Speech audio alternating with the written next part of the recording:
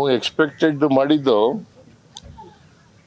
ಸ್ವಲ್ಪ ದಾವಣಗೆರೆಯಲ್ಲಿ ನಮ್ಮ ಕಾರಣದಿಂದಲೇ ಸ್ವಲ್ಪ ಲೀಡು ಕಡಿಮೆ ಆಗ್ಬೋದು. ಆದರೆ ನಾವು ಗೆಲ್ತೀವಿ, ಅಲ್ಲಿ ದಾವಣಗೆರೆಯಲ್ಲೂ ಕೂಡ ಗೆಲ್ತೀವಿ, ಬಾಗಲಕೋಟೆಯಲ್ಲೂ ಕೂಡ ಗೆಲ್ತೀವಿ. ಪಂಚರಾಜ್ಯ ಚುನಾವಣೆಯಲ್ಲಿ ಕಾಂಗ್ರೆಸ್ಗೆ ಓವರ್ ಆಲ್ ಹಿನ್ನಡೆ ಆಗ್ತಾ ಇದೆಯಲ್ಲ ಸರ್ ಎಲ್ಲ ಸ್ಟೇಟಲ್ಲೂ? ಈಗ ತಮಿಳ್ ವೆಸ್ಟ್ ಬೆಂಗಾಲ್ನಲ್ಲಿ ನಮ್ದೇನು ಇರಲಿಲ್ಲ, ಅಸ್ಸಾಂನಲ್ಲಿ ನಮಗೆ ಎಕ್ಸ್ಪೆಕ್ಟೆಡ್ ರಿಸಲ್ಟ್ ಬಂದಿದೆ. ಜನರ ಆಶೀರ್ವಾದ ಏನು ಮಾಡಿದ್ದಾರೆ ಅಲ್ಲಿ ಅದನ್ನು ನಾವು ಒಪ್ಕೊಳ್ತೀವಿ. ಕೇರಳದಲ್ಲಿ ನಮ್ಮ ಎಕ್ಸ್ಪೆಕ್ಟೇಷನ್ಗಿಂತ ಹೆಚ್ಚು ಸ್ಥಾನಗಳನ್ನು ಗೆದ್ದಿದ್ದೀವಿ.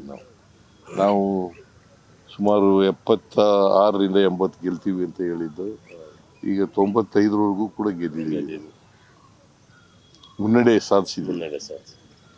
95 ವಿಧಾನಸಭಾ ಕ್ಷೇತ್ರಗಳಲ್ಲಿ 95 ವಿಧಾನಸಭಾ ಗೆದ್ದೀವಿ.